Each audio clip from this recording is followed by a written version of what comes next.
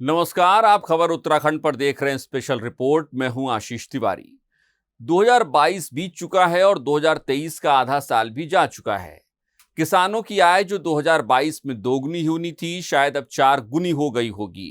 ये किसान ही बेहतर बता पाएंगे, क्योंकि किसान और किसानी के बारे में मुझे फिलहाल कोई बहुत अधिक जानकारी नहीं है। लिहाजा बेहतर होगा कि एक किसानों से ही पूछा जाए।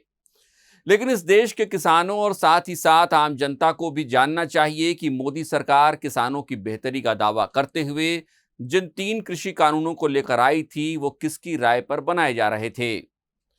द रिपोर्टर्स कलेक्टिव नाम की एक वेबसाइट ने इस बारे में विस्तार से एक रिपोर्ट छापी है। आपको जानकर हैरानी होगी कि देश में किसानों की आय को दोगुना करने के लिए सरकार और देश का नीति आयोग जिसकी राय पर चल रहा था, उसे किसानी और खेती से कोई लेना देना है ही नहीं।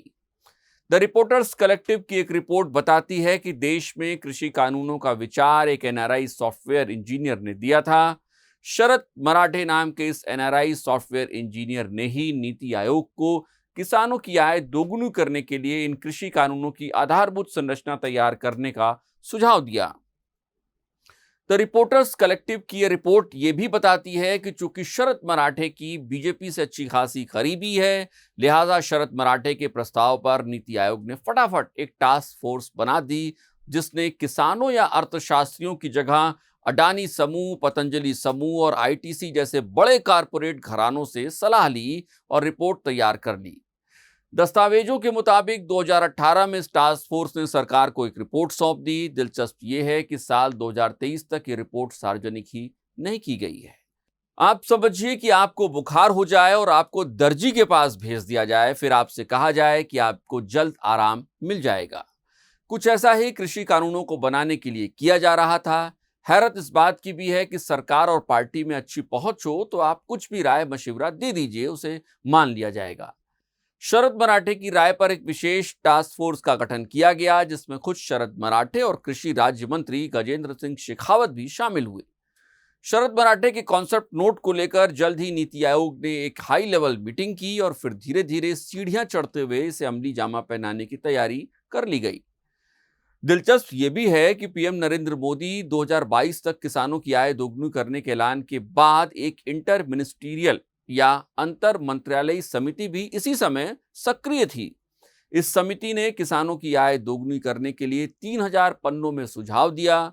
यानी एक तरफ अंतर मंत्रालयी समिति काम कर रही थी, तो दूसरी तरफ एक एनआरआई सॉफ्टवेयर इंजीनियर के सुझाए हुए रास्ते पर टास्क फोर्स का गठन कर अलग ही तैयारी चल रही थी।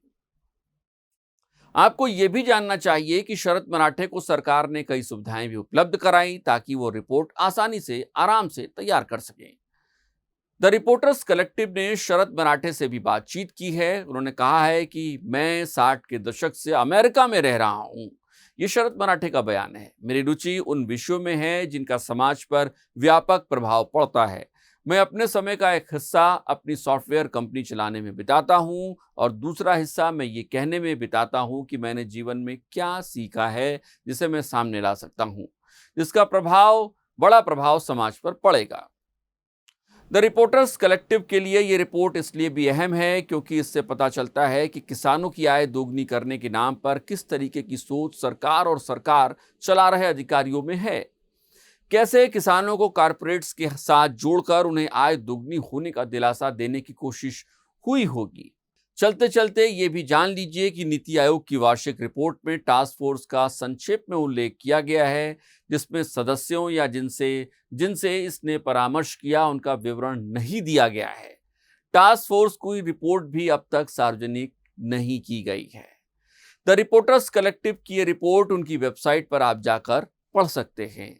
आप देख रहे थे खबर उत्तराखंड पर स्पेशल रिपोर्ट। अगर आप हमें फेसबुक पर देख रहे हैं तो हमारे पेज को जरूर फॉलो करें, और अगर आप हमें यूट्यूब पर देख रहे हैं तो हमारे चैनल को सब्सक्राइब करें और बेल आइकन जरूर दबाएं। आपकी इस रिपोर्ट पर क्या प्रतिक्रिया है, हमें कमेंट बॉक्स में भी जरूर बताएं। नमस्कार।